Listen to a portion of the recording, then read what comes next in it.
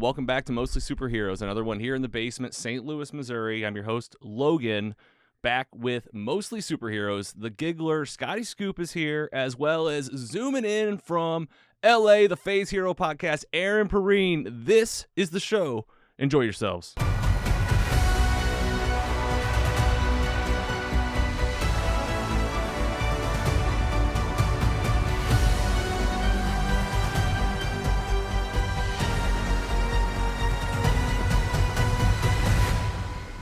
We're Mostly Superheroes indie podcast. You can find us everywhere you get your podcast. Spotify, we're on YouTube, we're on Facebook, and mostlysuperheroes.com is our online home. And guys, welcome back. A real special episode. A lot happening fresh here in the new year. On Monday, January 20th, Martin Luther King Jr. Day. Also, the President Trump just got his second inauguration out of the way. They moved it indoors. It's all happening.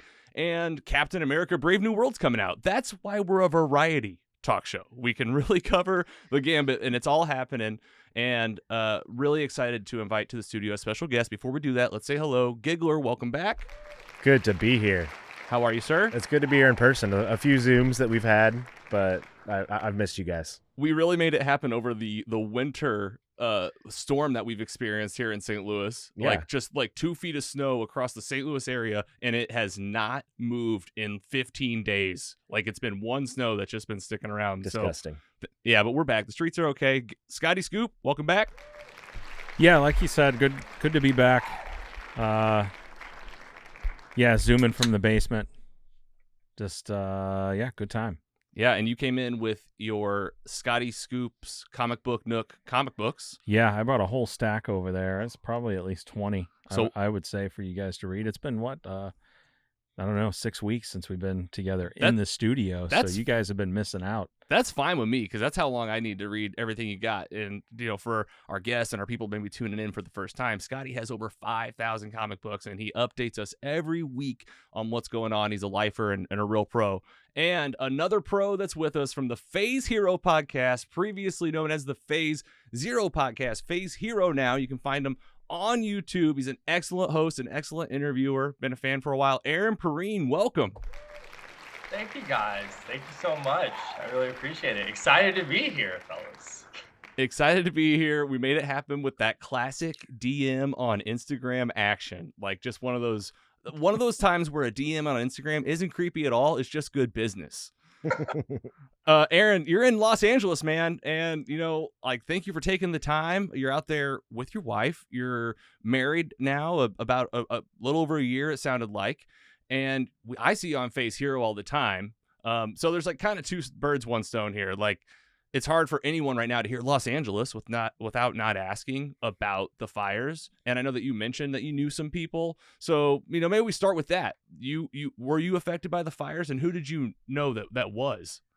So we are a little bit south of the fires. Thank you guys for everything. All the people from outside of the area spreading awareness, spreading the hotlines, donating money, doing all this stuff. We really appreciate it. It's going to be a while.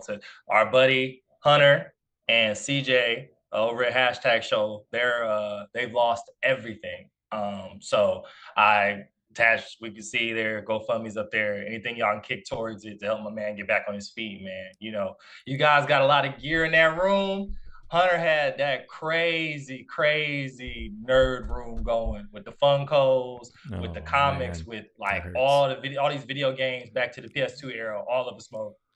He's out with his parents now, I want to say in Palm Springs. So much love to them. But we were luckily unscathed by all that. Thank goodness. It looked touch and go, though. When we were doing our Creature Commandos video, they sent out an alert to the entirety of LA to go to an evacuation zone. And Brandon's looking around like, Aaron, where are we at? Let's talk about G.I. Robot and Cersei and stuff. And I was like, dog, I don't know if we're going to be able to do the show. I don't know if it's going to happen.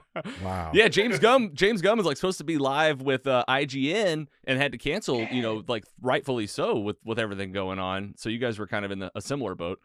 Oh yeah, I mean, Jamie responded to our group chat like, if you're looking for Aaron might be throwing stuff in the car and jetting out of there. And I'm like, I'm here. And nothing's on fire. I think it was a false alarm. Shout out to Blue Sky. The detectives figured it out. They're like, I got one in Silver Lake and I got one in Anaheim. And I'm like, those are nowhere near each other. Unless it's no man's land outside, I think we're good. I think we're all right. Oh my God. Wow, and we do have links to those GoFundMes up in our episode description today. You can see the graphics up on the screen, and I like, thanks for giving some people. A lot of people in Missouri, like, we're so far away from it. It's one of those things that, like, you feel helpless and you just want to contribute and help. So, like, I know the American Red Cross has got involved. I know local people have gotten involved. Here's a couple specific people that you could help out that Aaron's referring us to. So check those out. And then that takes me to, like, you're in LA. So, like, broad strokes question, but what brought you to LA? Where are you from? Let's start with that. Oh man. So originally, actually from out here. My mom and me used to stay out here when I was little. First 13 years out here in Long Beach. And then her family is actually from Cleveland. So I moved back to CLE for high school and college at Case Western Reserve University in Cleveland. Shout out to the Cavs. Goodness gracious. And that's where I met my wife at CWRU. And, 2 more go-arounds, a little bit of professional career, moving around, her going to residency to be a doctor, me trying to figure this whole media thing out. I actually moved to New York City to go work with CBS Sports for a couple years there. And then when she got in residency out here in the Central Coast in California, they were like, well, you can't cover college football and golf and NBA, NFL from like out there remotely. Hilarious. A year before we all covered everything. Hysterical. And then Jim Viscardi poached me, Wow. Shout out to Jim over there at Image Comics, he got some writing stuff from me. He was like, you think you can do this job? Like, he asked me something about Thanos. It was like one of those questions in Loki that was on the screens about Thanos and the apples, something like that. And I passed it and then was with them for a long time, met Brandon Davis and Jenna and Jamie and started up Phase Zero and then everything else that happened. And here we are, going strong with the podcast and a new incarnation. Well done. You are, a brilliant storyteller, man. Well done. That's a skill. You talk about enough stories, or you tell your own story enough. You got that down. And yeah, Phase Hero. I would say, like, we usually use the phrase, swinging, dude. It's out here swinging. Phase Hero. I think you guys are back. It was kind of like, ooh, what's gonna happen? And like, we were with you guys in spirit through the whole comic book journey, just watching from online. Like, this is just so, unfortunately, like, not surprising in the worst way, where it's just like, here we go again, where just real people just getting affected by big moves. But to see Phase Hero rise from the ashes, if you will, it's awesome. The interviews are as big as ever. You guys have your program down. You're all experts and contribute, and you're respectful with each other. So we're big fans, man. Way to go, and honored to have you. I mean, awesome. For sure. Thank you so much. I hope I didn't step on your toes too bad while we were going. We really appreciate everybody who was watching and listening, because it was like really rough there for a little while. You couldn't say anything. People were like, who cares about that place? Just start a podcast. I'm like, I wish I could, friends, but Aaron needs money. Jenna needs money. Jamie needs money. I don't know if y'all know, LA is expensive. Right. Oh yeah. It ain't Nashville, and it's expensive down there in Nashville, for Brandon and the crew. So, now that we've got ourselves on our feet, we're looking forward to a big 2025. We got so much. I mean, and now we can talk about DC too. So there's even more stuff to talk about. I know. It's kind of, that's almost like the new elephant in the room for the real nerds. Like, Phase Hero, like, that kind of came from the Marvel, but DC kind of works in phases. Like, it kind of works for both, I think. Yeah, I mean, James is steering the ship over there. There's a little bit more organization over in these parts than there used to be, which is nice. Finally. It's nice to have. St. Louis royalty. Yes. Yeah, James Gunn. James Gunn and the Guns. Man, that's the mayor of a bunch of places, man. I talked to people back in Cleveland. They love James Gunn, man. Well, they love Superman. He's ours, okay? He belongs to us. He's from here. We had his brother Sean on the podcast a few months ago. I know you guys talked to this crew, so keep going out there. And yeah, man. Well, here on Mostly Superheroes, we'll let you take a break and we'll do our thing while you can hang out. We got a lot of nerdy stuff to talk about. Check out Phase Hero Podcast, where you get podcasts, and YouTube, and more to come on that. Big thanks to our sponsors today, Team Jakey in the Stigma, mental health advocates here in the St. Louis area, doing the great work supporting the Provident Behavioral Health in St. Louis and American Foundation for Suicide Prevention, as well as Hands Brewing Company. Got a lot of fun stuff happening with Hands Brewing Company, an upcoming MCU Trivia event that we're doing there, as well as we got like a password situation coming up with these guys where you're going to get some free beer if you go to a Hands. So that's happening. Alamo Drafthouse Cinema helping us out with some really great movie events as we count down to Captain America Brave New World. And Voltron, Defender of the Universe from St. Louis. Aaron, you might not know that. Originally from St. Louis. And they're here in town. The Koppler Group still have rights with Voltron. They run the Voltron store. You know, NBC Universal does own Voltron, but the IP and everything, the Voltron store has the official gear. And with promo code MOSTLY, you can get 15% off at store.voltron.com. That's promo code MOSTLY at store.voltron.com. And last but not least, our friend Randy Naughton, local legend here in town. More to say with Randy Naughton, the podcast. Thanks for helping us out. And now we'll shout out some people and give something away. Fan mail. Always a lot of great contests up at mostlysuperheroes.com/contest. Right now, you can choose your own album, your own vinyl record. We'll send it to you for free. Doesn't matter where you live. You can tell us the artist, what you want. You can have it. We're also giving away Voltron, the original score on CD. We'll mail it to you. We also have a 4 Hands beer pack available up for grabs and 2 tickets to a show of your choosing at City Winery St. Louis here in town. You can pick any show you want to this year in 2025. 2 tickets. Go have a good night at City Winery, St. Louis. Next up. News and rumors. All right, so we covered the story via Associated Press covering the story and us pulling the article and reading it, that, you know, TikTok was going down. It went down. It's back. It's over. It's over. Is that it? Anybody have any? Aaron, do you have anything to add? Were you paying attention to this as a creator? I saw and I was like, it's gonna be up again tomorrow. It looks like, and sure enough, it wasn't even like a whole day. It was literally like 17 or 16 hours, and then it was back up. Yeah. And haven't seen that much online frustration since they took Circles down. Circles. That's a good reference. Wow, yeah, I know. I throwback. was planning for this. I was like, I guess I was just one of the schmucks out in the world that was like, TikTok's going away. It's over. And then it wasn't. Scott, hot take? The only thing I really cared about is somehow this took away my Marvel Snap. It's ridiculous. You heard this? I play Marvel Snap every day, and I logged in and it's like, oh, sorry, we can't help you. Yep. Maybe in a couple days we'll get something worked out, and it's still not up. They must be in the same office, but like different wings or something. I guess so. I mean, something to do with ByteDance somewhere along the line. Right, exactly. So you're looking for that. Otherwise, that's the whole story. Okay, and then in comic book news, Diamond Comics Distributions filing for bankruptcy, filing Chapter 11. A little help here from Good E-Reader. We got an article that helped us out. Diamond Comic Distributors filed for Chapter 11 bankruptcy on January 14th due to financial difficulties and loss of major publisher relationships. This will have an impact on retailers. Significant closures of comic book stores relying solely on Diamond are expected, though larger stores with multiple distributors may be less affected. And in the future plans, Diamond plans to sell key assets and has secured financing to support operations during the bankruptcy process. This is crazy. I'll start with you, Aaron. Have you heard of this? Are you aware? Do you read comics? Yeah, I do read occasionally, not as much as Jenna, but I do what I can. And I also heard this story, but had not heard the specifics. This is wow, like complete upheaval of how the distribution chain for most books, most mainstream books would be. I know that there was some consternation coming out of the pandemic with Diamond possibly losing their contracts with some of the big two, but like this would seem to be the nail in the coffin. Somewhere Jim's like, what are we gonna do? Yeah, this is this is not good. Not good.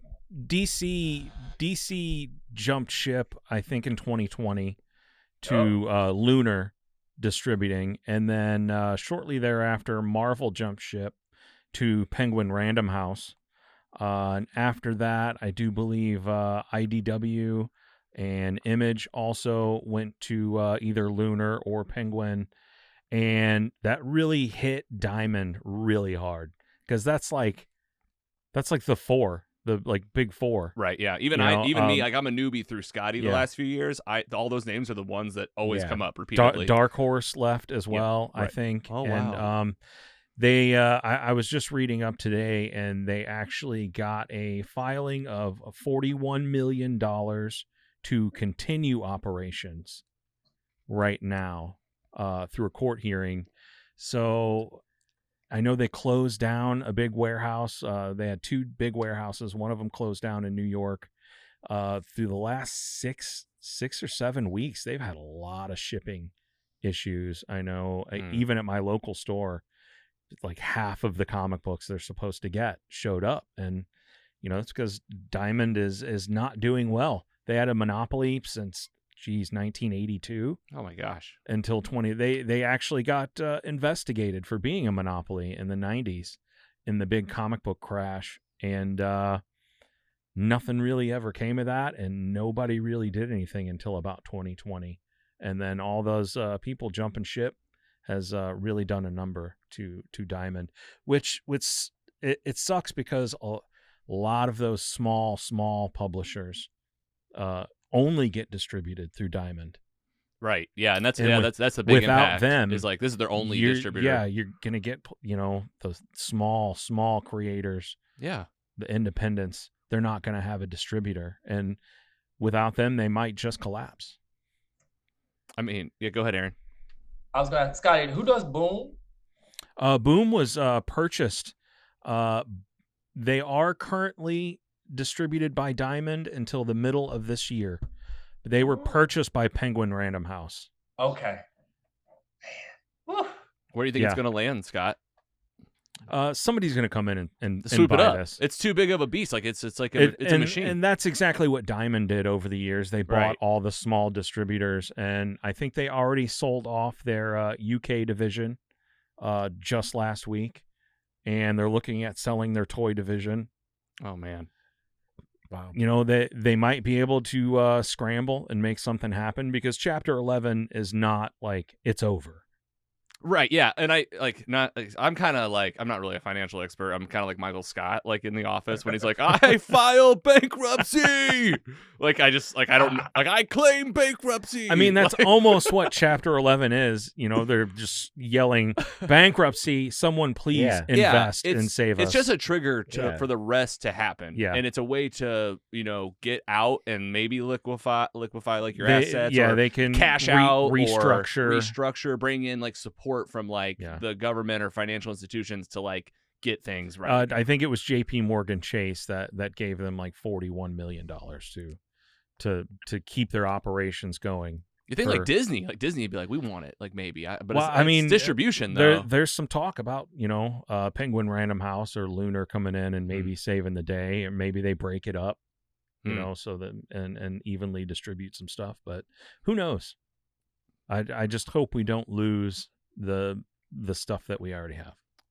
That's your concern. Yeah, is that for sure, and that it takes forever to fix. Yeah, and that, I mean, you could see it right there, that big previews catalog on the shelf. Is that like that's Diamond stuff right there? And that might not even happen now. I mean, it's 3 months ahead. Who knows what's going to be happening in 3 months with these guys? Final thoughts on this topic. Move it along. More to come. All right, MCU news, getting into some Marvel stuff coming out of Cinema Express, helping us out. Disney's Marvel series Vision Quest, it adds Perine to reprise his Iron Man role. This was like the bad arms guy in the first Iron Man movie, where Obadiah used like the paralyzing machine on him, and it like made his face get like paralyzed. Yeah. So like he apparently wasn't killed at that place in the Middle East, and he's going to be back in this Vision show. Scotty, this was your topic. What do you have to say about this? This is kind of out of nowhere.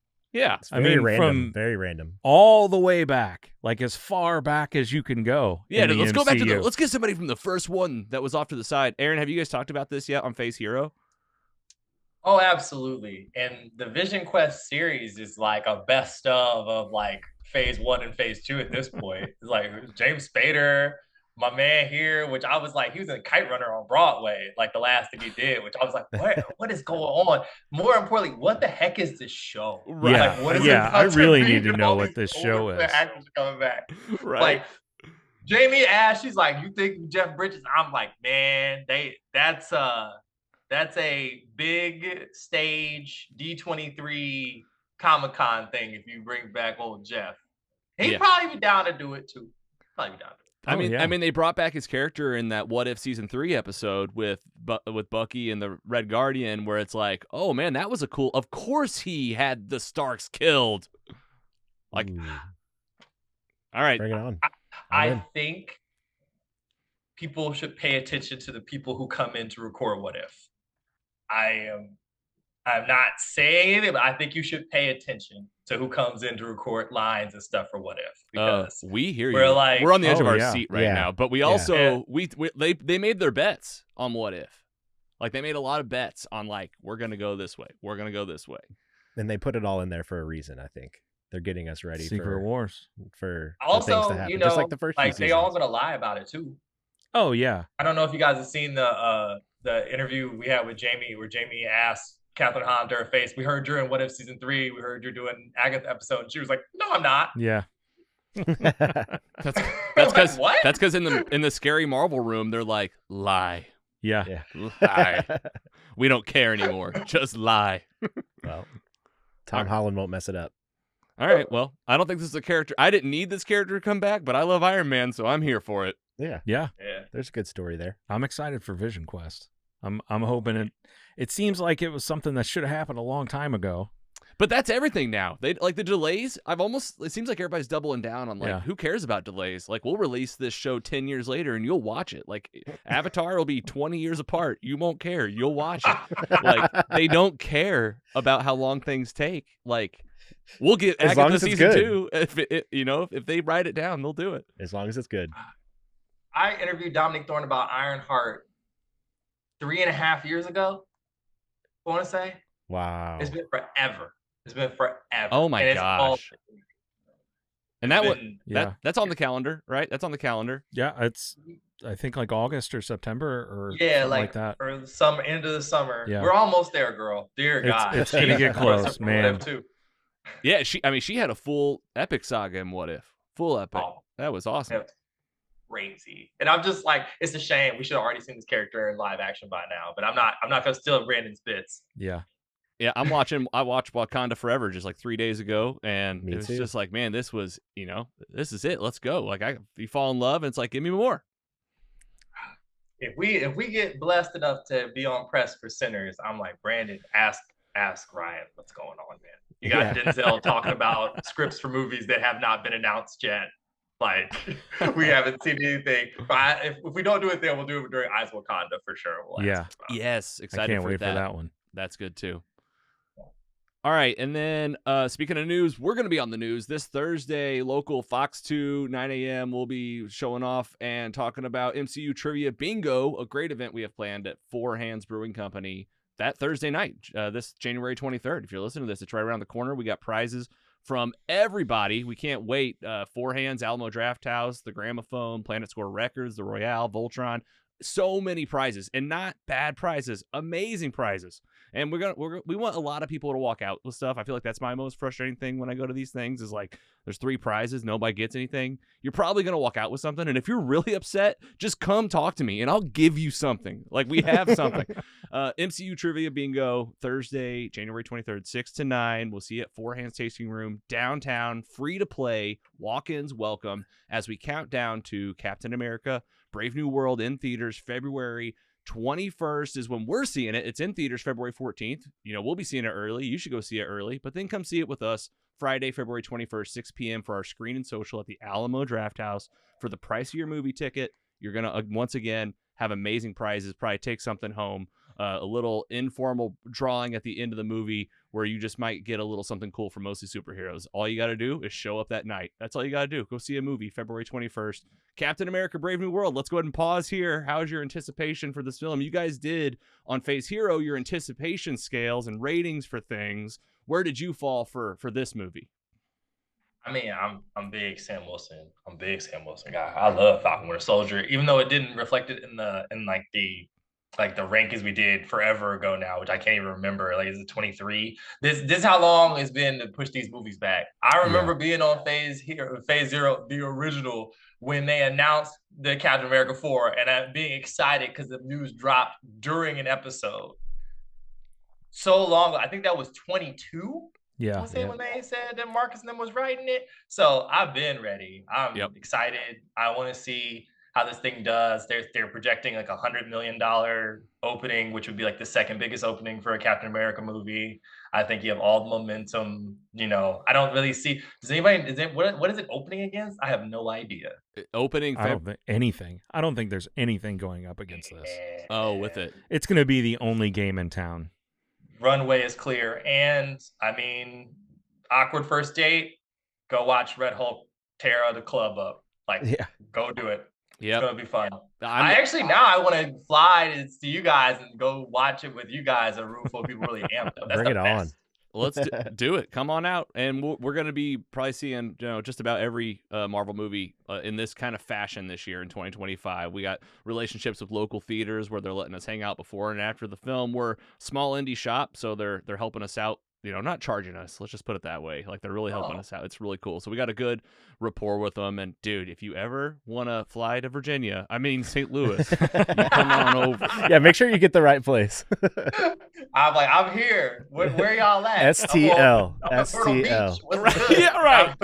I'm in Little Rock. Did you guys say Little Rock?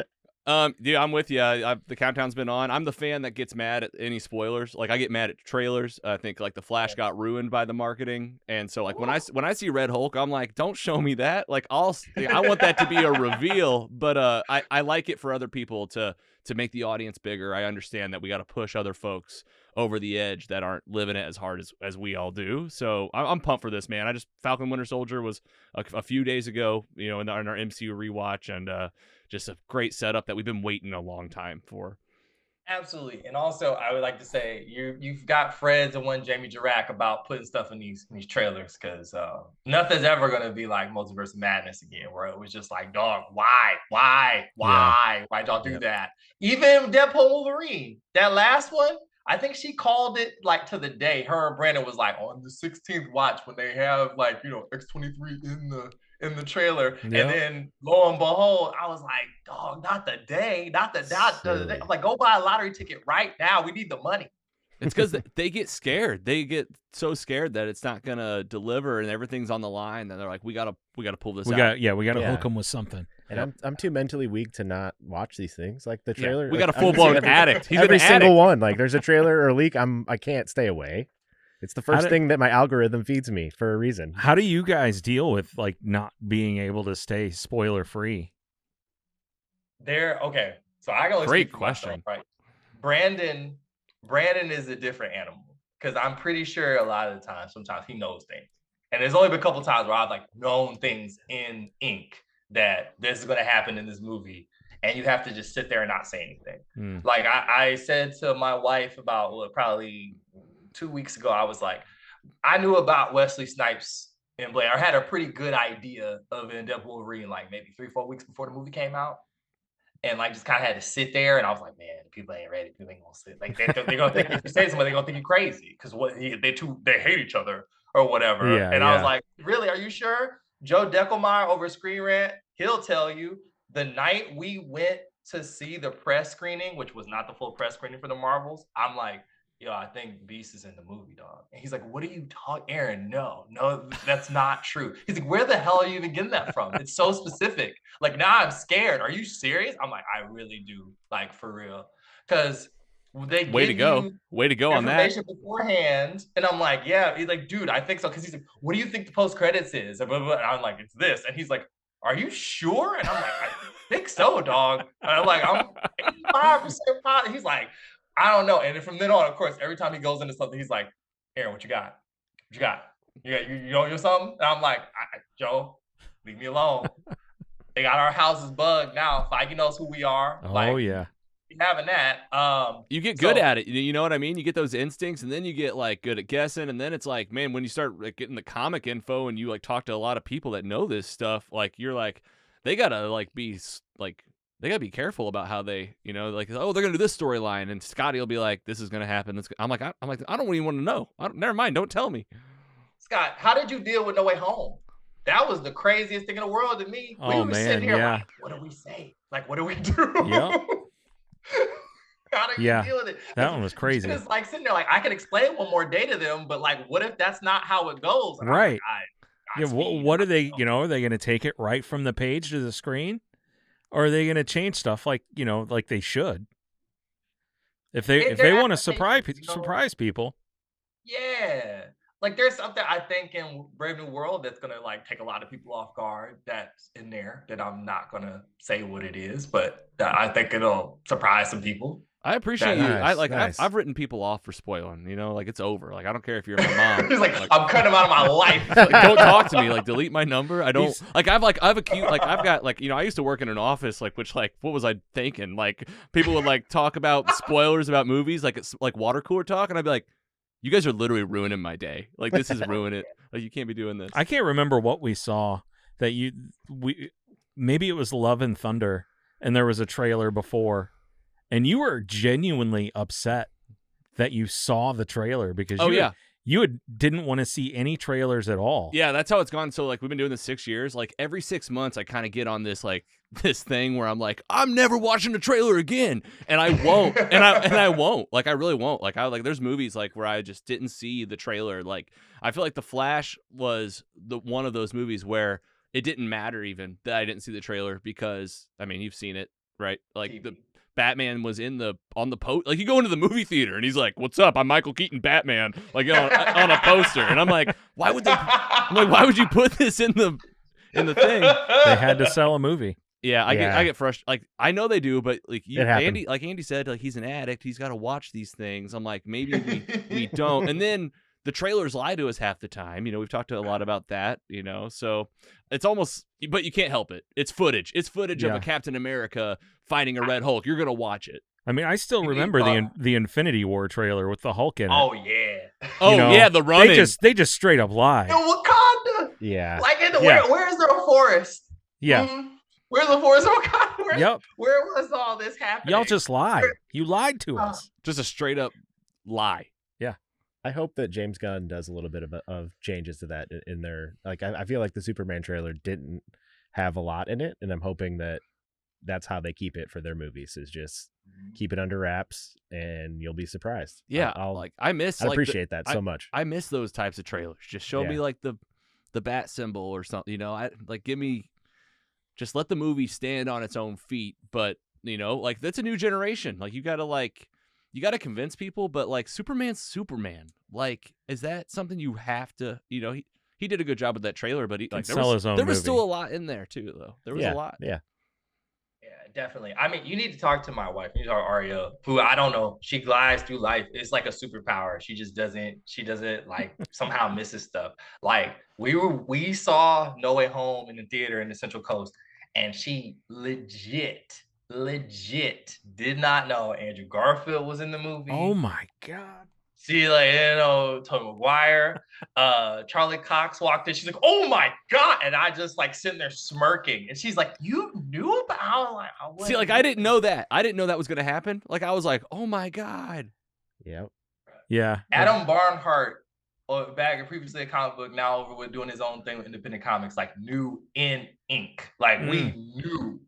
We had Adam on a couple years back. 8 months. Yeah. Oh, really? Okay. I love Adam. We used to work night shift together. That's my dog.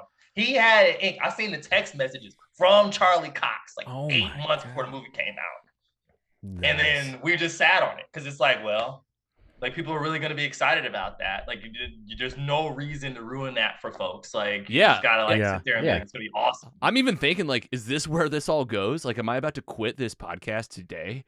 Like, I don't like if Charlie Cox texted me the details, I'd be like, delete my number, Charlie Cox. Like, I don't want this. You gonna talk Daredevil? Yeah, Charlie, we're out. I'm Like, done. you're gonna ruin this movie for me? I thought you were cool. Like, Well, I think he just wanted to be truthful because we were like laughing about him being in the gym, and it's like, well, what are you in the gym for? Like, what could you possibly doing all this lifting and this choreo for, man? Like, what's going on? Exactly Like, what we hoped. I mean, he's an attractive man. He could just want to be getting on his resolutions, but still, I was like, sir, what's going on there? Like, anytime you see, that's the sort of like Jim, God bless him. I was looking at people's Instagrams every day, and it's like, you in one of these roles and you're lifting a little heavier in the gym.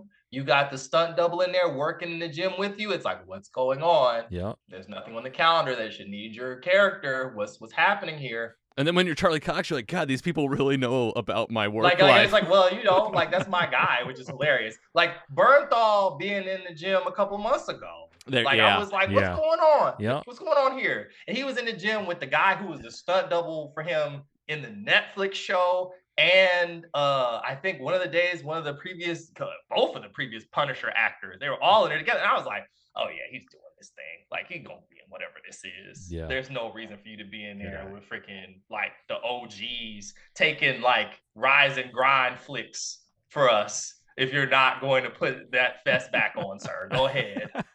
I love that guy. And we He's know nice. now. That's a good segue, honestly, as we head into the next one. The next thing Go is ahead, Daredevil, Born Again, in March. So, like, you'll have this Captain America movie, and then just a couple weeks later, this premiere of this TV show is coming out. So I know we've been rewatching, getting ready for it. You guys are too, and we'll talk about more MCU, and Phase Hero will definitely be covering that as well. Next up, we'll do our round table.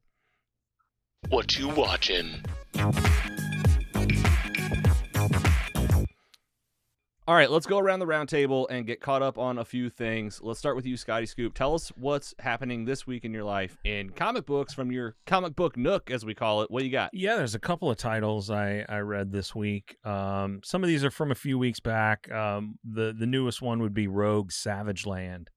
This is a throwback to a story that happened a long time ago where I think they talked a little bit about it in X-Men 97. Rogue kind of went to the Savage Land and had a relationship with Magneto, which is a little weird. Just a little bit of an age gap there. Yeah, I remember us talking about it, but they went there, they did it. You got to get over it. She must have been a little older or something. I don't know. Like, it happened. It happened again too. But the beautiful artwork in this book. Yeah. It was fantastic. Rogue Savage Land. Definitely check it out. You got Kazar, you got Zabu in there. She's stuck on her own in the Savage Land, no powers, fending for herself, fighting dinosaurs, all kinds of creatures. Good book so far. Nice, very nice. And I've always been kind of like in and out in the Savage Land. I'm always kind of like, okay, like, all right, dinosaurs, saber-toothed tigers. Like, do they surprise you at all in the book? No, not really. Okay. What else you got? Sabretooth, the dead don't talk. So in the main 616, Sabretooth is dead. He has been killed by Wolverine with the Muramasa blade. I don't know if you guys know what that is. I just assume it can really kill you. It can really kill you. It negates healing factors. Right, okay. It's, it's a Deadpool killer, a Wolverine killer. So Sabretooth is dead. Wolverine is just kind of hanging out at this bar, kind of drinking away his sorrows. He seems kind of sad, but not really sad. Just like a regular Wolverine kind of sad. Yeah, they've been going at it for a long time. So, he's lost one of his big nemesi. And it was his brother. Nemesis. It's his brother, right? Yeah, no. Not really in this? Not really. I thought that's always like, that's your brother. No, I think that's just a... that's an X-Men cartoon thing? Yeah. Okay. That's a Fox thing, I think. I mean, they really did it in the X-Men Origins Wolverine. Yeah. Okay. So he notices on the wall of this bar that he's at an old photo of Sabretooth. And he's like, what is that? And he's sitting next to this guy who knows like a lot of history about the bar. And he's like, oh, that's this guy who used to be at this, at this bar long time ago. and then flashes back to like the 1880s. Okay. And then we're getting into this Sabretooth story of, him just being a thug on the streets. Wow, that's like a period piece. Yeah. Okay, man, it's Full good. It's good. You like it? That's the main thing. Yeah, I mean, All you got the violence, and all of these books are down here in the stash I brought for you guys to read. And last but not least, The last but not least, I think, is probably my favorite book of the three, and that's The Question, All Along the Watchtower. You guys know who The Question is? no. This is Aaron does. This is Renee Montoya. She is used to be in the Gotham PD. She's the superhero of The Question, and just like conspiracy theorist kind of stuff. So the Watchtower has a problem, and there are a lot of heroes starting to congregate on the Watchtower. It's floating up in space, watching everybody. So many people, in fact, that they kind of need some law enforcement on the Watchtower, a sheriff almost. And they bring in Renee Montoya, and they're like, hey, could you like watch everyone and be like our head of security here? And she takes the job. And there's some shenanigans going on in the Watchtower. You get a lot of people in this book. People are coming in, coming out. You get Martian Manhunters, your Supermans, your Batmans. Nice. Everybody just kind of ducking in and ducking out. Wow. And there's a murder. So this is turned into a murder mystery book. I kind of already knew that based on the hat. Yeah, for sure. There's been another murder. All right, Aaron, you're familiar with The Question.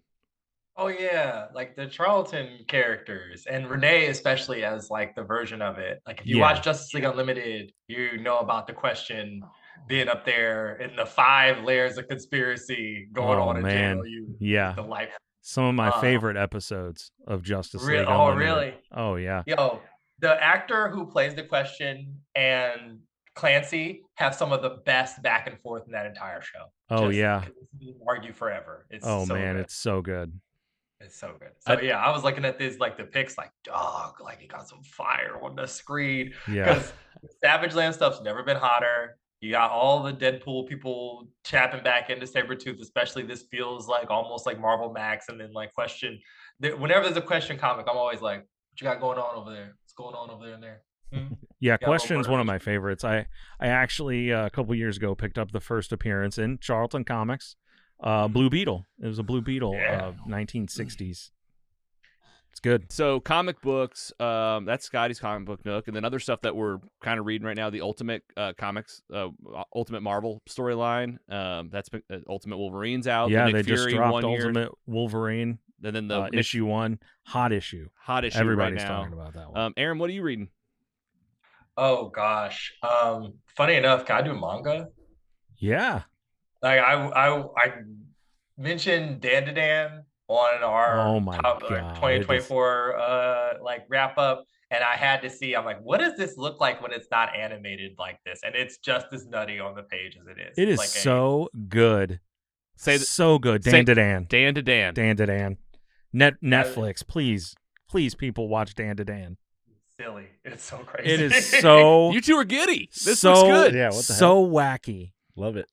I can tell. My jaw was on the floor after the first episode. Okay, I was like, I gotta keep watching. So it's a this. show on Netflix, and then there's a comic. It's a manga. It's a manga. I mean, I'm sorry. Yeah. Yes, Mm-hmm. I understand. Aaron, you read you guys read the manga, both of you, and then like saw this show. Is that?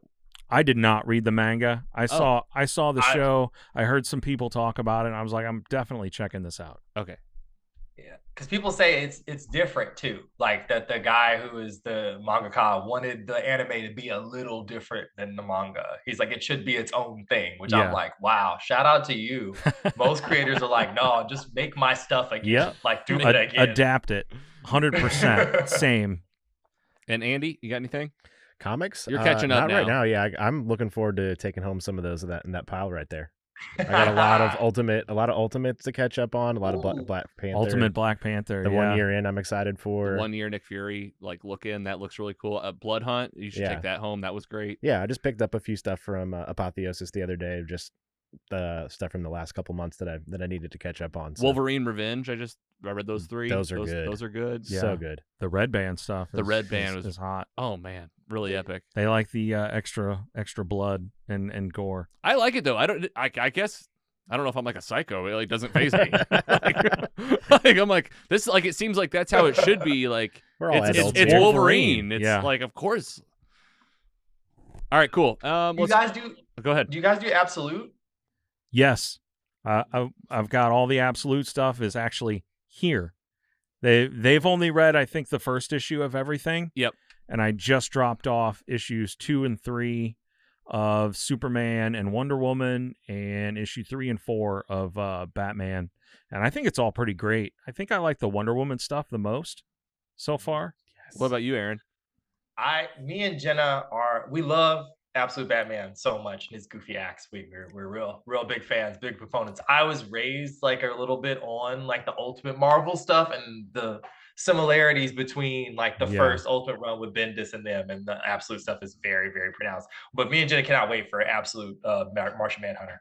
Oh yeah, for sure. We've been sharing like fan art people have already made back and forth. Like this is gonna mess my brain up. I'm here for it. Let's go. Yeah, and I think Flash. They're doing Flash too. Yeah. When does this come out? Is this year? Yeah, this year I do believe. Ooh, man, you got me excited. Like I read the first 2 issues of Absolute Batman, and I feel the same way. Like I love the Batman, love the Alfred, love everything that's happening.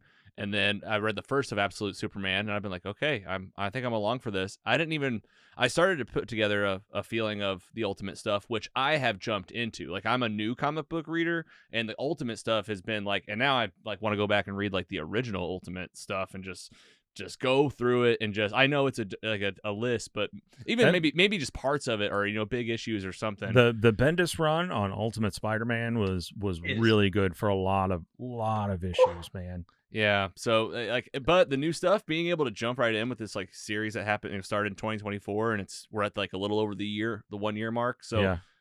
There's something happening there. I see the Ultimate where it's like this is like potential for the next Infinity Saga. Like this could be like some kind of story like this could be mixed in. So fun. Yeah, that's the new spin on Ultimate Spider-Man is really good. All right, that's this week in comic books. Jumping around, I just watched on Mubi, the movie with Demi Moore, The Substance. I got it through Amazon Prime Video. I did the 7-day free trial, and then I told Siri to remind me in 6 days to cancel the thing, like we all know. That's how we do it. So until I need Mubi again. But it's Demi Moore, Margaret Qualley, The Substance. I read this online and in a review. I wish I could remember the name, but the word that came out was satire. This is a satire, but it's also a sci-fi thriller, all right? And it's science fiction to its bones, okay? And it's really fun. It's about, vanity, getting older, particularly as a woman, and the image of ourselves and the expectations. And it kind of takes place in a somewhat like Dark Mirror future, where it's like, you don't know exactly how far in the future is, but it's futuristic and it's kind of dystopian. Feels a little bit like even like certain parts of the show and stuff feel like the Hunger Games to me, like they borrowed maybe some of that. But Demi Moore is fantastic. Margaret Qualley. Has anybody else seen The Substance on Mubi? I haven't. She just picked up an award for this, right? Yeah, I've heard really good things lately. Yeah, it's been Everyone's been talking about it. Was it a Golden Globe? And they did like a bit. They did a bit too, like the two they had both actors there. Aaron, have you seen this?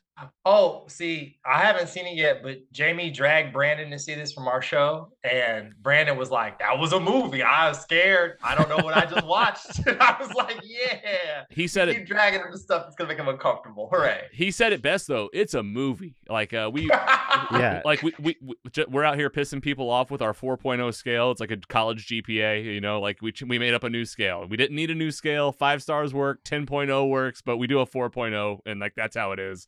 This one's a 3.8 out of 4.0. Wow, it's a very high movie. And I probably only ding it because, like, if I was a woman, I bet I'd be a 4.0. Like, I just felt like there was a lot of themes in here that maybe I don't completely understand, but I'm empathizing with, like, any person that struggles with image and outward looking in.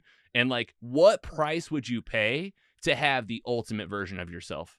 and they play it out, and it's like it's way beyond like what you think in your eye, like your hair will be blown back, as Scott usually says. It'll blow your hair back. Yeah. I have a question though. I think when I pulled it up, it was tagged as like a horror movie. Is that a fair, like, when you the way you described it, you didn't really make it seem that way, but because well, you know me, like I'm not gonna spoil a thing. I get just it. gotta watch it. That makes sense. Now, I know what you're saying now. So like I've said enough, and if you don't watch it, that's your fault. Okay. Otherwise, I'm gonna ruin it. These guys end up ruining movies sometimes, where I'm like, that's plot. That's plot. Don't tell me plot. No, I agree. The category for this movie is like a sliding scale. Got it. Okay. Okay, next up we got The Queen of My Dreams, I believe a 2023 film. I have not seen it. Scotty, Andy, you guys have not seen it? No, not yet. This is yours, Aaron, and this is your platform to talk about it. Oh, okay.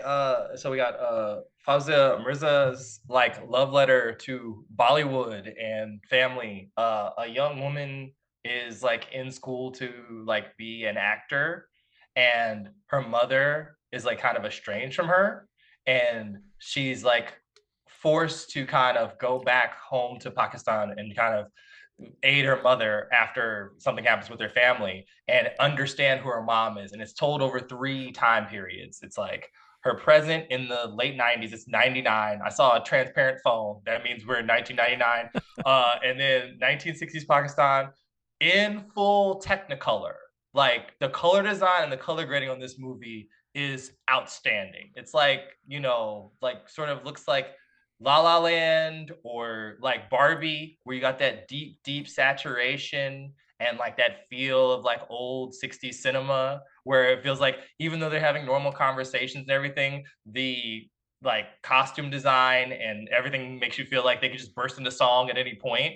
Delightful. And then also, weirdly enough, another time period, like late 80s during our main character's like adolescence, which also captures that very like goofy 80s like, and it's shot completely differently, but still very, very of that time. You know what I mean? So you got 3 time periods. You've got like our lead actress just acting her behind off, like Amit Kaur, like just going for it. And so she plays herself, and she plays the younger version of her mom as well. Wow. Like in the past. Wow. And it feels Double different. duty. Like you feel weird little parts where it peeks through. It's like, yes, that's your mom. Like, yes, that's your daughter. It's very, very weird. It's funny. Nimra Burcha, who plays the evil auntie, as I joke around, from Miss Marvel, as her mother, crushing it as her mother. I have literally, like, it's got to the point now where if I see her anything, I'm like, I'm gonna watch this just off the strength of you being in it, because I enjoy your performances so much. Yeah, love when that happens. It's so good.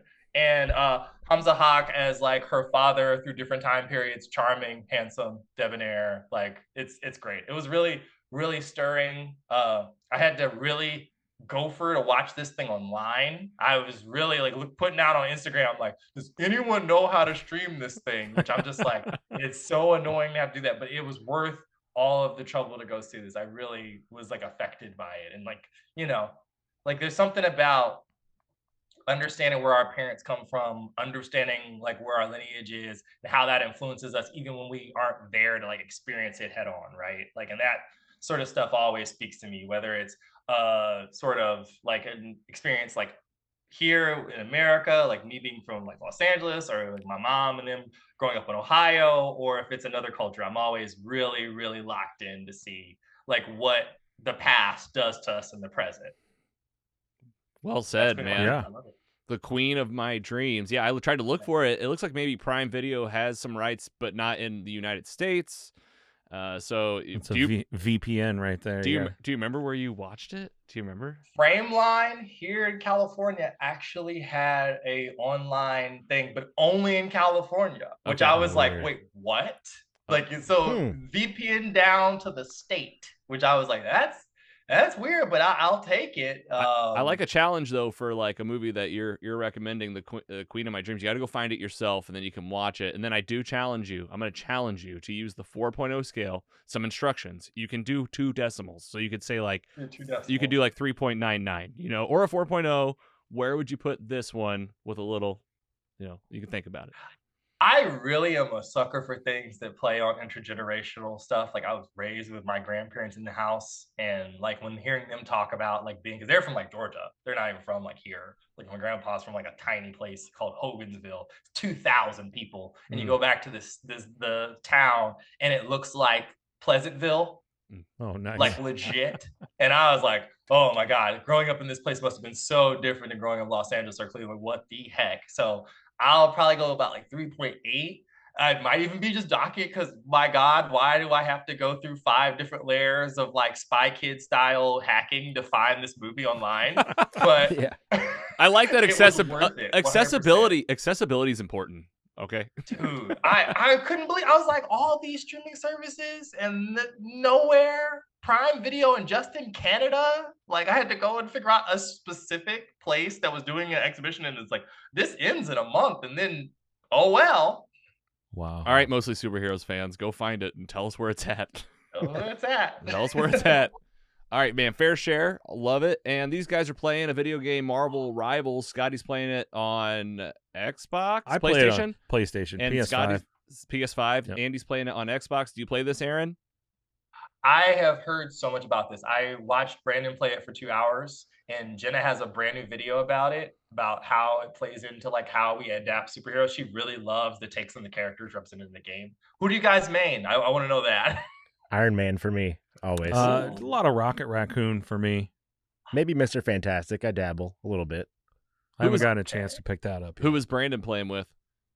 Oh, he loves freaking Venom and Punisher. He's like, oh man, it's so good. Like, he's like, I'm just gearing up for Born Again. 2 that And I I'm just like, can never kill. Always Yeah. makes sense. I've probably played against him. It's Punisher's probably been got him. more of I a have no idea. a classic shooter feel. Yeah, we got to with get Punisher. We got to get BD's username so we can be aware when we're playing against him. I will hook y'all up with that. I'll ask. I don't know how it works with video. I don't even have any consoles, so I'm like, do you give out your gamer tag? Is that too much info? Like, I don't, No, that's fine. and then Jenna, like you guys talked about it, like maybe on Phase Hero, but Jenna has go read some comics as her channel on YouTube. I know, and hey, it's Jenna Lynn. Like she's been on the pod before. She is the best. She talked to us about nerded out about some She-Hulk. Oh, is She-Hulk in Rivals? No. Not yet. Eventually, Jenna, though, like that's what's gonna break it down. I already told Jamie, like, Jamie, Scarlet Witch is in here. We should play too. We should both get in here. You know they're gonna add Sam because of the movie. Then all of us can be in here and be terrible together. Oh yeah. And what do you guys love most about it? Is the open like gameplay, like out there battling people, or what is it that you like? Yeah, it's just a fun, open environment, shooting back and forth. You get to, jump into the skin of your favorite heroes, You don't have to really explain it, so you get to be Rocket Raccoon. Like, Yeah. It's awesome. It's just a well-made, well-rounded game. Extremely Huge immersive. roster. Immersive. Like there's like a comic story that goes along with the game, kind of like inside of it that you like through achievements you unlock like pieces of it. I mean, that's just like a side thing, or you could just play online and just try to kill as many people as you want. There's just so many different things that you can do, and I'm like, You've been playing hard. There's been like 5 or 6 of my buddies that I wouldn't expect to be picking this game up that have started. So I had to go to Target and get myself a headset today so I can talk shit against them all the time now. So I'll be playing a lot. About. I'll be playing a lot going forward. So And then Scotty, like we live in the Midwest, we're regular people. Scott has been redoing his basement bathroom, so he hasn't been playing Rivals as much. No, it's been a couple weeks for me. I haven't gotten into the main storyline yet. Yeah, so. that's what I wouldn't play the campaign for sure. Like that sounds kind of fun. There's not really a campaign. There's not a campaign. What is It's it? kind of like there's like seasons. It's kind of like Fortnite, I feel like, where there is a theme like that's undergoing that's kind of in the game a little bit. And then there's basically like achievements that you can get to unlock characters, like different skins and stuff like that. But I mean, it's a free game. Like it's free to play. The only thing that's extra is if you want to buy those character skins, which I haven't done yet, but I know I'll eventually bite the bullet. Break down with real money. Real money, yes. Or I guess you can slowly earn your way in there if you play the game enough. Yeah, you can earn stuff for free. No, I'm not very good at video games. That's why I don't have a console. Like, we're gonna get you one. This is the. Do you know how? But I don't want to relive what I like grew up with in high school, where like all my friends were good, and like I just always felt bad being being there. I'd be like, I shouldn't be here. Like I'd like play Call of Duty and just like run into the wall, get shot. They'd be like, oh, you can't do it. I'd be like, I guess I can't. Like my brain isn't really made for. I played this Pokemon trading card game app, and I got into it. I played probably 20 times as many hours as Scotty, and like I'm still only a level 19, and he's like a 40, and I'm like, I can't do any better than this. So yeah, I instantly destroyed you like every time. All right, well, let's just move on. Enough for the video game category. All right, and then Andy's rewatching the MCU on his Peloton, and he's on like Ant-Man and the Wasp: Quantumania. Guardians 3. You are on Guardians 3? Yes, I'm halfway through. I only have a couple movies left, and I'm starting to get a little sad about it. It is sad when you start looking toward the end, and then like the last thing right now is Agatha, and you're like, this is where we're at. Yeah. I've started only movies. I kind of wish I would have done everything just in release order now and just built go the shows back right in. But after it's done, you gotta keep riding, yeah, bro. I'll do this I mean, I'm not gonna stop. I can't stop. Then I'll just get fat. So. And we're trying to get Peloton to buy into this literally with money. So yeah, we'll that see. email the other day was well said. But yeah, just 30 minutes every day.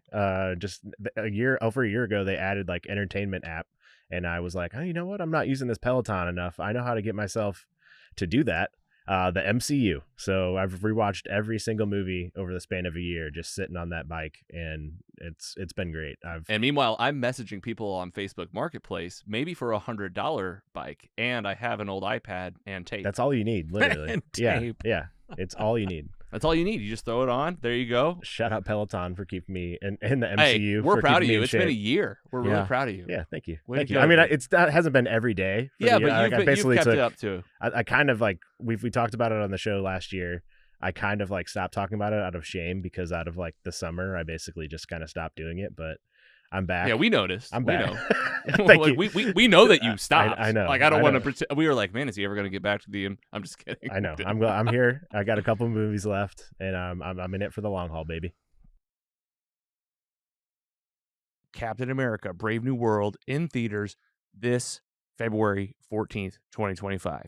Feeling overwhelmed with MCU stuff? Want to kind of learn about it in a casual, fun way? Come out and join Mostly Superheroes at Four Hands Thursday, January 23rd, 2025. The Four Hands Brewing Company in downtown St. Louis. Expect MCU Bingo, where you can win prizes from local folks like Four Hands, City Winery, St. Louis, Alamo Drafthouse, Voltron, The Royale Food and Spirits, Planet Score Records, and so many more. RSVP at mostlysuperheroes.com/events or on Facebook. You can also walk in and sign up that night. There'll be individual play, group play. You can be on a team. It'll be interactive stuff on the screen. Learn about the MCU, play some bingo, win some prizes at Four Hands Brewing Company with Mostly Superheroes. And we'll see you January 23rd. That's a Thursday night from 6 to 9 p.m. at the downtown Four Hands location. We'll see you there and get you ready for Captain America: Brave New World in theaters February for our screen and social at Alamo Drafthouse, St. Louis, and the City Foundry. All of this and more at mostlysuperheroes.com/events. Hey squad, Logan here from Mostly Superheroes, wanting to talk to you today about some real life heroes. Team Jakey, headquartered here in St. Louis, Missouri. They're turning the tragedy of losing their beloved Jake Zeller into life-changing action. Not just by making a difference, but by saving lives. Team Jakey supports both the American Foundation for Suicide Prevention and Provident Behavioral Health here in St. Louis. Join us at their annual Gentleman Jake Memorial Cornhole Tournament. It's more than just a game. It's a community coming together to lift each other up with some of the world's best prizes. If you're feeling down or know someone who is, Team Jakey's here with a message of hope. Reach out by calling 988. You can also visit www.afsp.org or text TALK to 741-741. You're not alone, and there's always a way forward. Someone's waiting for your call or text message. Search for Team Jakey on Facebook and learn more at www.mostlysuperheroes.com/give. Every bit helps, and together, we can make a difference. Hey Mostly Superheroes fans, it's Logan here, and I've got the perfect spot for your next night out. City Winery, St. Louis. Imagine this, intimate shows with your favorite artist. World-class wine crafted right here. and great food that'll make your taste buds dance. Whether you're catching a live concert in their cozy listening room or planning an unforgettable private event, City Winery St. Louis has got you covered. It's the ultimate blend of music, wine, and dining, all under one roof. Don't miss out. Check out their full show calendar and book your table at citywinery.com/St-Louis. That's citywinery.com/St-Louis. We'll see you there. You've heard others, but nothing could prepare you for the shameful stupidity that is the Jock and Nerd Podcast. Hear Imran. So if you offend everyone at once, it's a wash. I've covered everybody. Anthony. Sorry, I was texting. Say that again. And Rug Boy. Yeah, whenever there's a snowstorm, my Slack hole tightens up. As they talk over one another. Just exactly the John same Connor as was the fucking Terminator. We're talking over each other. It's fine. Sorry. Swear. I had boobies. And ask you for money.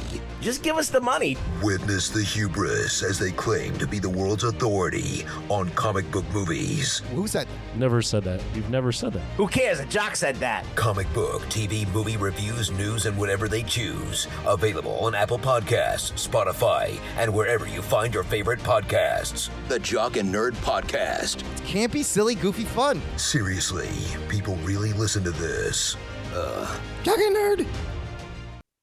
Hi, everyone. I'm interrupting this podcast to talk about another podcast. Hi, I'm Randi Naughton. You know that lady from TV for so many years? Well, I too have a podcast called More to Say with Randi Naughton. Interesting conversations with interesting people. And when I say interesting, I mean amazing people. What about the Mac Daddy of all sportscasters, Bob Costas?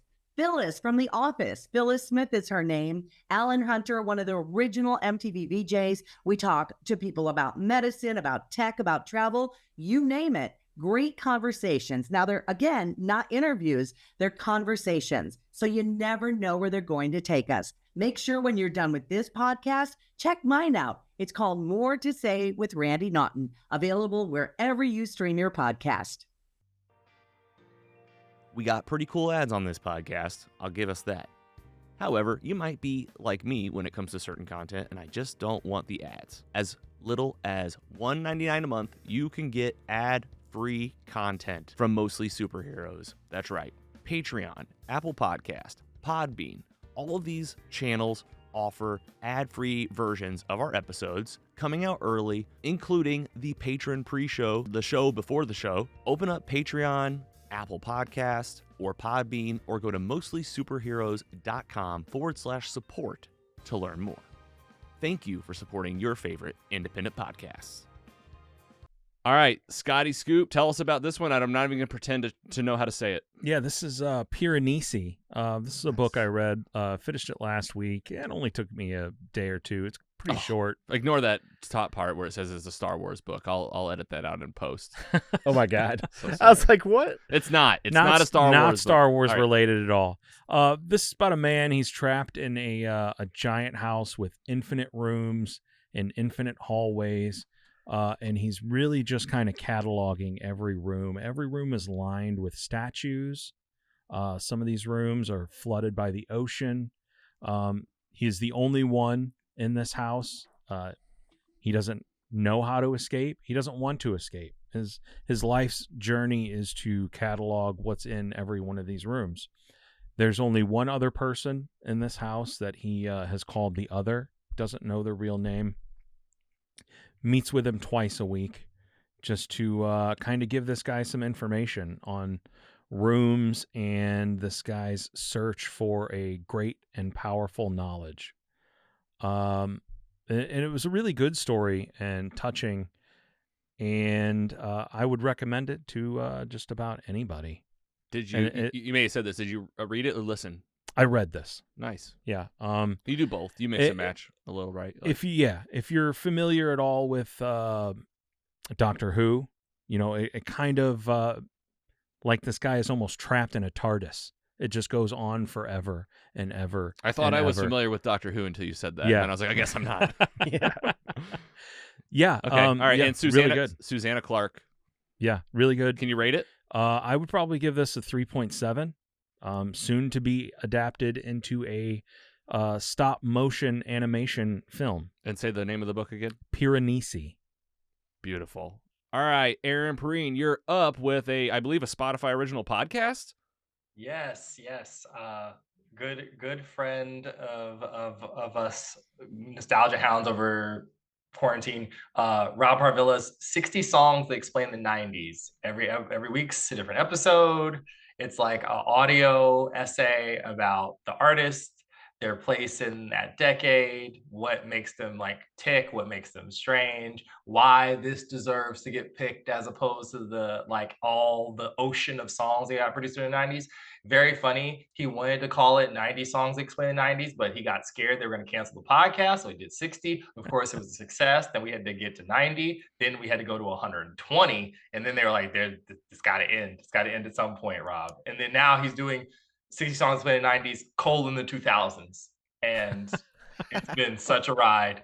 Every week, I tune in to figure out what goofy song we're going to talk about, how he's going to work Thundercats into it, how he's going to talk about, the politics of a like a food court in a mall in suburban Ohio. I'm like, this was this made for me? I'm like, I started to like joke, like, did my mind create this over the stress of 2020 just to aid me and help me through the weeks? Because how did it happen? But he's like a real guy, as you can see from his shirt. He'd probably say yes. That's what happened. Yeah, absolutely, Aaron. This is all a delusion. This was a Harvard study. You concluded now. I'm checking this out immediately. It's just like, it's like a dose of nostalgia, but like if you're Raven, like it sounds like it's fun. It's a fun show. It's so funny because you think about like if you were alive during the decade, like how like kids always used to say like there's nothing really defining about the 90s. We say in high school like there's no kids are not going to, and yes they did, yes they are right now. They're doing freaking Y2K nostalgia as we speak, talking about how based it would be to be in an EB Games and play a Nintendo 64 with a lucid green controller. And I'm like, what? I was there. It was not chill, guys. It was not chill, bros. It was not a fun time all the time. Like, what are you talking about? But it's funny to watch from afar. Standout episodes include No Scrubs by TLC, Into the Road by Boyz II Men. I'll say Limp Bizkit's Rollin' is a hilarious episode if you love like new metal. Then I have like a really soft spot for Britpunk. So the episode on Wonderwall is like very sweet. It's very nice. Even though those guys are hilarious. Liam and Noel Gallagher are emotional terrorists. Awesome. Let's add to the list. 60 songs awesome. that explain the 90s. I'm checking this out for sure. From The Ringer, Spotify original. So go find it in Spotify. Listen, it's on my list. Yeah. Just by that list of songs. You guys were still single digits in the 90s. Yeah, but we were there. You were there. I lived it. I remember some of it. All right, and then just a teaser. Severance is premiered. Season 2 is here. This is like maybe definitely gonna be a top TV show for me ever. Like this is giving me like the first season of this show is like next to Lost and Breaking Bad, and it's just giving me this vibe of like a world that they open it up. Season 2, they have done a lot in this premiere, so I'm excited to see what happens next. So more to come on Severance Season 2 on Apple TV Plus. And with that, let's go ahead and do our last piece and wrap it up. The meat.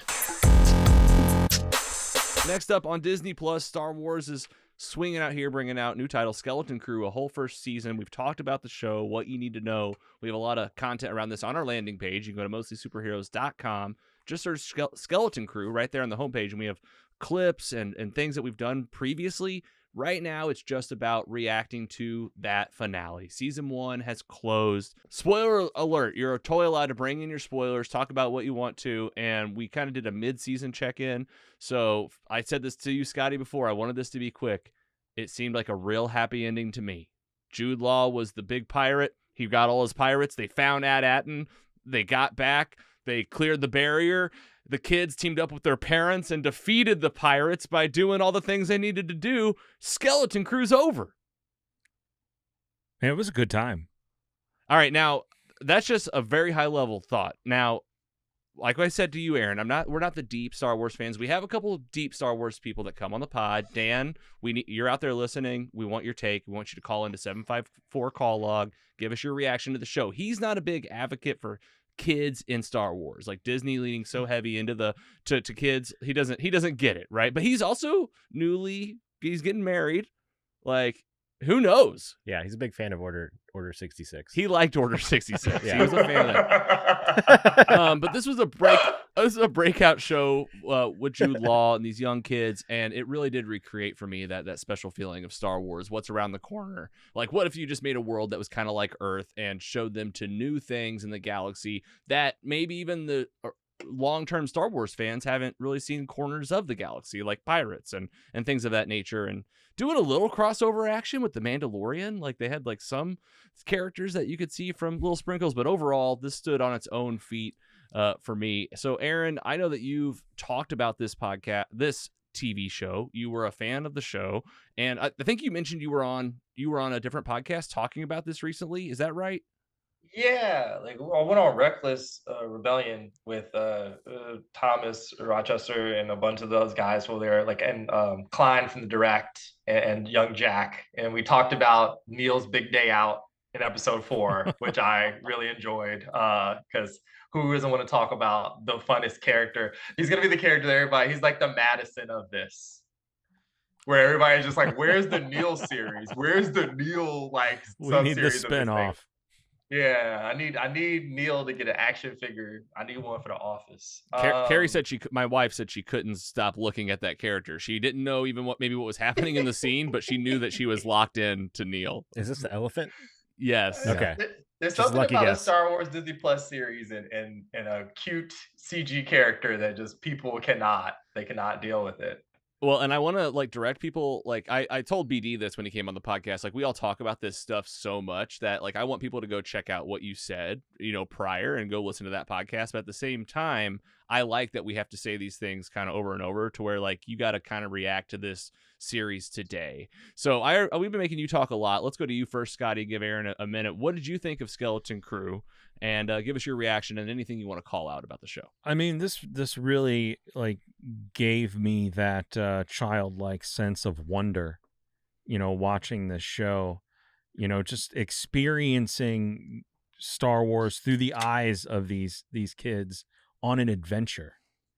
It was a legitimate adventure, and their interactions with new experiences, that they just never know. They're just suburban Star Wars kids. They don't know, They got buses, they got scooters, yeah, they got cereal, just living their life, and they stumble upon a pirate ship and shoot off into the galaxy on this, Goonies-like adventure. And I thought this was really good.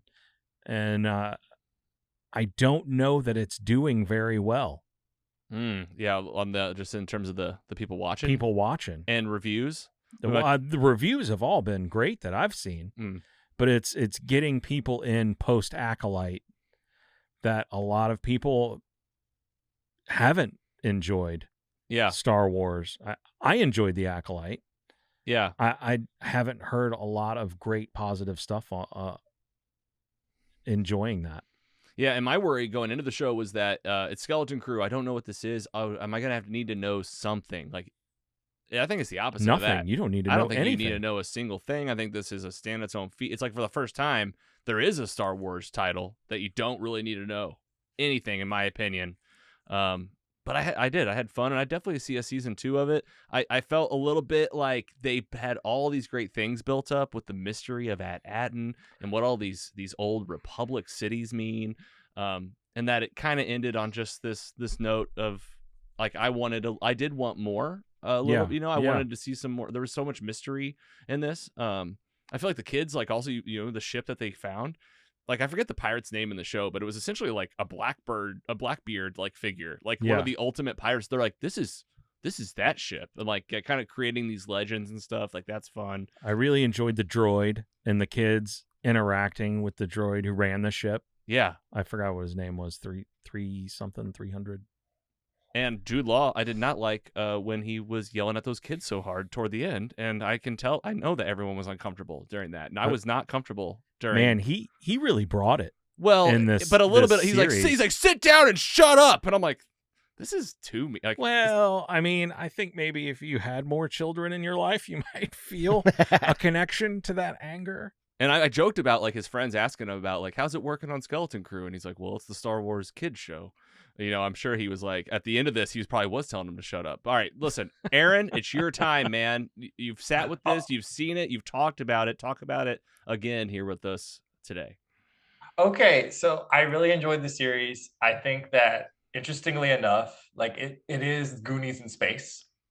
And that's really good bones for a project just out in the open. One of the things that's so interesting about that conceit, though, is that the reason we all love like Goonies and like Homeward Bound, like The Land Before Time, all this like kids media from like the late 80s and early 90s is that there was home media to prop it up.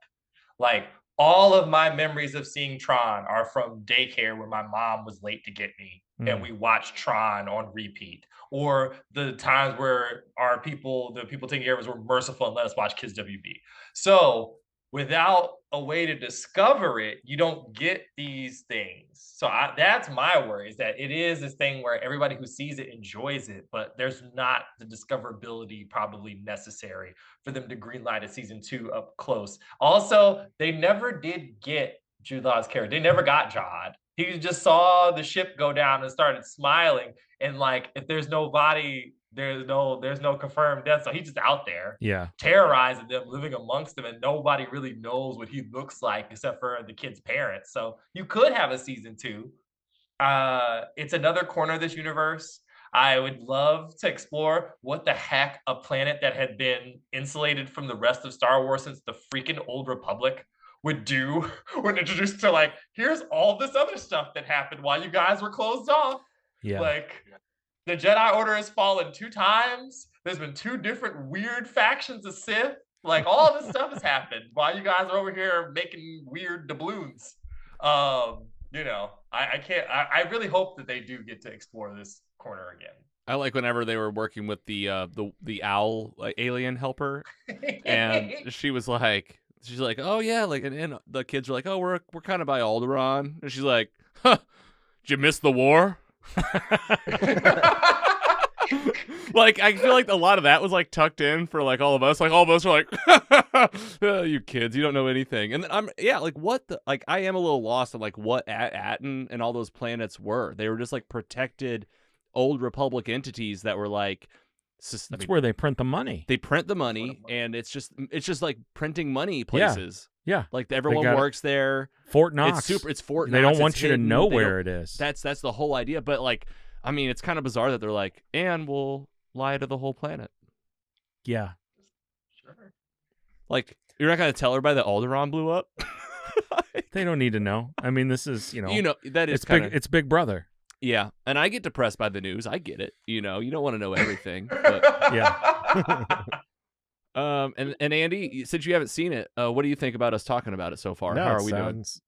My question now is I haven't watched this or The Acolyte, or what was the one before that was the Rogue One centric. Andor. Andor. Yeah, season 2, so right? good. Just tell me what order to watch those in. You don't have to watch them in any order. I know. There is a timeline order, though. I mean the order of what I would enjoy them. That's what I mean. I know they all stand on their own. So which one should I? You gotta watch Andor before Rogue One the movie. Right. So that's it. Which ones are your favorites of those 3? Is my real question. I guess. Oh, good question. Personally, Good Andor is my favorite because Rogue One is probably my favorite Star Wars movie. But that being said, if you're just looking for straight entertainment, Skeleton Crew is where it's at. It is just kind of blanket, as a fan, like I liked Ahsoka, more than this because I'm a fan. So yeah. Like I like the deep cut stuff. I don't mind I kind of look for the connections, and even though I don't always understand the history and stuff, I think it's cool that they try. Skeleton Crew, it was fun. I think for like the middle level fan, like this is your show. Like this could be like. I mean, this is going to enter Star Wars for like a lot of young kids. That's what it's for. It will. Like this will be the first thing that like a lot of families put on and might be in after that, which is interesting too, because then you start going back. That's a cool thought for sure. It's Young Jedi Adventures and this for any Star Wars fan under the age of 7. They're going to be like, what about Whim? And an older person will be like, what are you talking about? Oh, kid from Skeleton Crew, of course. Oh. I couldn't help but think about the Stranger Things cast and like look at this really talented cast, and I'm like, I mean, how could you fall in love with all of them for like different reasons, and you see like, man, this would be fun to see this cast grow, and I'm sure they feel this inside of Disney and Star Wars, and like it's like, can we? Could we do? I think absolutely. Just write a great adventure, tell a good story. We'll be back. Yeah. All right. Kids gonna be roaming around Galaxy's Edge by the end of this summer. Oh yeah. I'm in. Yeah. All right. Final thoughts. Skeleton Crew. Scotty Scoop. Anything before we leave it? It's 3.7 out of 4.0. Very nice. Super fun. Yeah, I'll give it a 3.7 out of 4 as well. Aaron, how you feeling with it? With you now that it's sat for a minute. It's sat for a minute. Yeah, I think I gave it like a 3.8 or something equivalent on our show. Like it's the first thing in Phase Hero history that we all had the same score for, where all of us gave it like 8.5, like everybody across the board. And I'm like, that does not happen. This thing must have been good. I don't know if anybody's watching it or not, but yeah, it must have been all right. None of us like pooped in the punch bowl. Like never happens. One of us always screws it up. Usually me. And you look at show like they don't nail everything. Like I think Obi-Wan Kenobi could have been a lot sharper. I think that, like Ahsoka, they leaned really heavy into the old stuff, like maybe lost some middle range fans.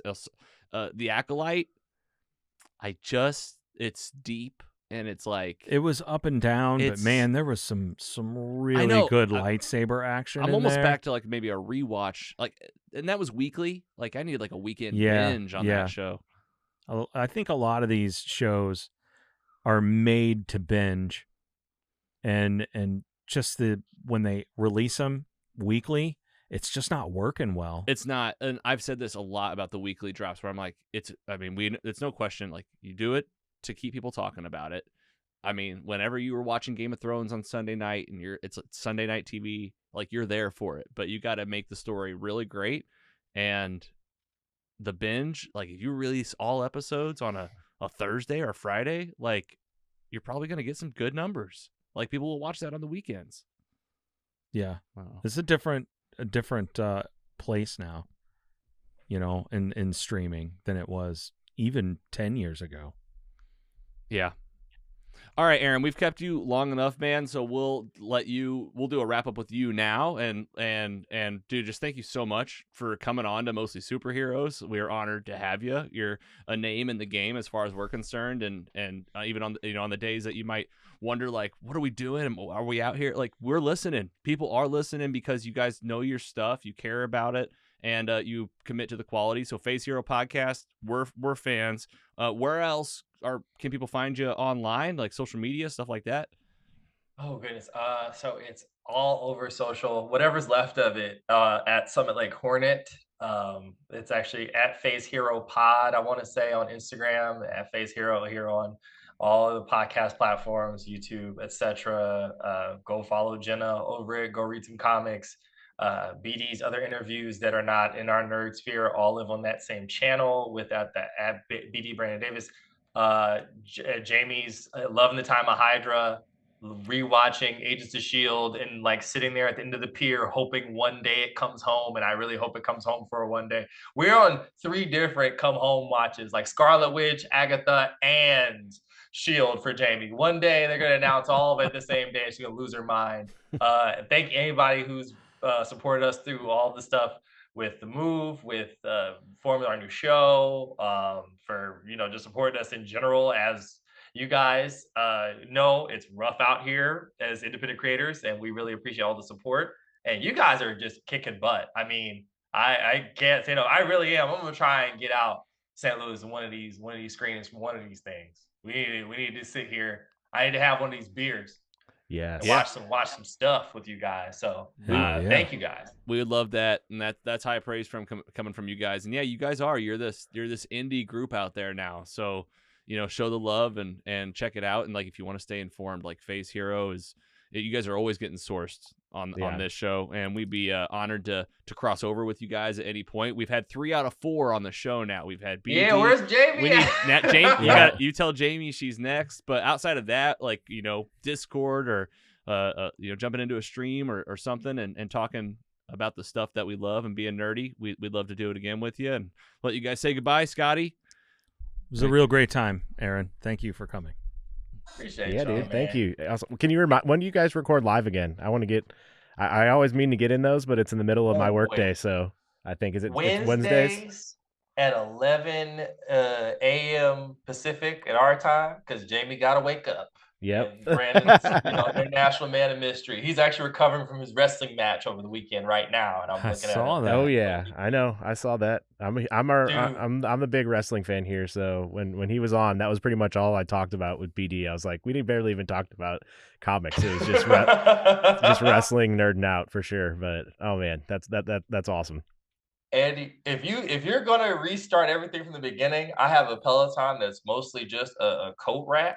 So whenever you restart, Yeah. let me know. All right. Yeah, I'll hit you up. And if you end up putting that on Marketplace, just text me the link, and I'll. Honestly, one of my goals is, I think, to have one of our future screen and socials is I just want to bring the Peloton and ride through the entire movie. I'll be like, I need some chicken fingers, please. Like a I'm beer. telling you, like Aaron, if you run with this with Phase Hero, like this is recorded, okay? Like I have that's a business idea. Like we. Just, It's like a movie workout cinema. Like, all right. Oh yeah, I'll make a promise. If Aaron comes to St. Louis, I will ride the Peloton through the whole movie. I mean, I don't know. It might be a little distracting. You like breathe heavy or anything? No, I'm good. I go like 47, 45 resistance. I'll be all right. But I don't know. I guess you're right. Once I've went an hour max probably. I try to break it down into chunks. You start smelling. It starts stinking. That's why. So no Lord of the Rings. Trilogy watches. Film. Yeah, we could go no. All three of them. We're calling like a 2-hour max. We've here. drifted into personal time. Aaron, thanks to you and your wife for the time, dude. Really, thank you guys for spending the time with us. No problem, y'all. Keep out here rocking. Keep the faith alive. Excited to talk to you guys.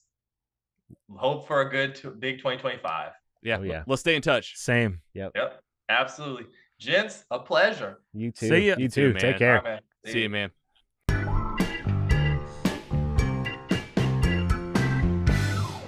Man, how was Aaron Perine? How was that? Yeah, what a great guy. What a dude. That was fun. That was fun. We all had a good time. I think he had fun too. That's the best part. That was one of the most, usually we're just hitting people up, like friends that we like at the show or things that we follow. Yeah. That was even more normal than that. Like, he's such a nice guy. Yeah. We were just chatting on Instagram. Like, we were just like literally just chatting. Like, he like replied to a story of mine or something, and it was on the show, and it was like we didn't even talk about this. He's into mixology. Like drinks. Oh, okay. Oh, nice. Yeah. And he commented on it's Heather at the Royale Food and Spirits, like here in town. Like it's a local restaurant and beautiful bar. And he was like, man, this is really cool. Like he just and we just started chatting. Like, where are you from? What's your background? And it wasn't Virginia. I was like St. Louis, and he was like, oh, Virginia. And then of course at the end I'm like, you gotta come on, get on here. And of course, he just said an easy yes. So, Aaron, thank you so much. Face Hero. I feel like we're checking that list, getting our, my heroes on here. People that I follow on the daily for like my stuff. Yeah. Yeah. Like those guys are working hard. Jock and Nerd, Face Hero. Easy talk, easy conversation. Oh, yeah. Just fit right honestly, in. yeah. Contagious smile. Every time I looked over at the screen, he's over there just giggling, smiling. I would see like we bring up like stuff during what you watching, and he would just start nodding his head and like put up his hands. Yeah. Like he would just he'd be like, that's a title. Aaron, thanks so much. Face Hero. Go check him out. And then a lot happening here on Mostly Superheroes, the podcast. January 29th. Yeah. Your friendly week away. Your friendly neighborhood Spider-Man, a week away. Animated series. You guys ready? Happy birthday to me. Yeah, I think it's gonna be weekly. I don't know if I'm ready. You'll be fine. Yeah, I'm ready. It's Spider-Man. Right. And then Andy, you've been rewatching Daredevil. I have been too. We'll probably do like a little road to Daredevil Born Again, just a quick little recap with some graphics and stuff to help you out, because there is a lot of history to this show. The Daredevil show ran for 3 seasons. There was a Defender series with team-ups of the Iron Fist and Jessica Jones and Luke Cage. And he's been in a couple of things since then. Echo. That might be when we have Mr. Barnhart back on Spider-Man. the show. Echo, Spider-Man, She-Hulk.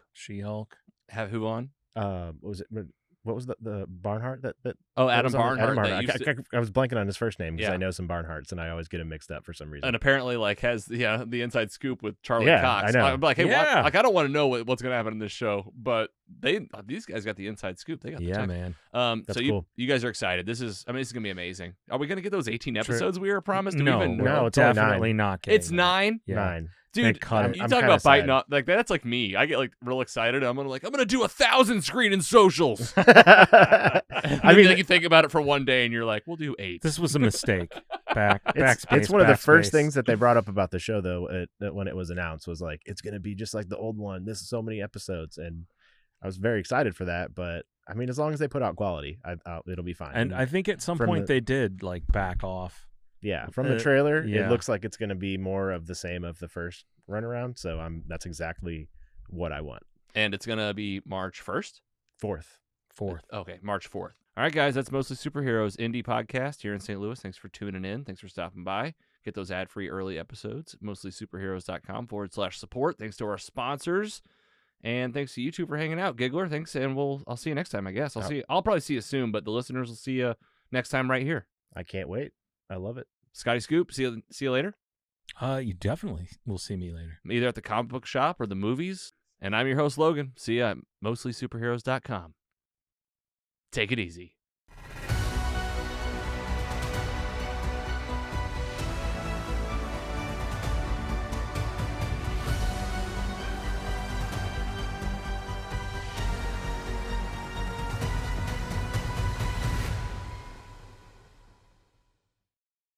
Mostly Superheroes is proud to be funded in part by our sponsors. Mostly Superheroes is funded in part by paying patrons who receive early, ad-free, and exclusive episodes. Subscribe at mostlysuperheroes.com/support. Thank you for supporting your favorite independent podcast. Mostly Superheroes is an independent podcast owned and operated by Kerrigan Ventures in St. Louis, Missouri. Hosted by Logan Janis, Andy Hunn, and Scott Swearingen. Brand and creative by Carrie Clark Design. Music by Audionautics. Learn more at audionautics.com. Find more at mostlysuperheroes.com.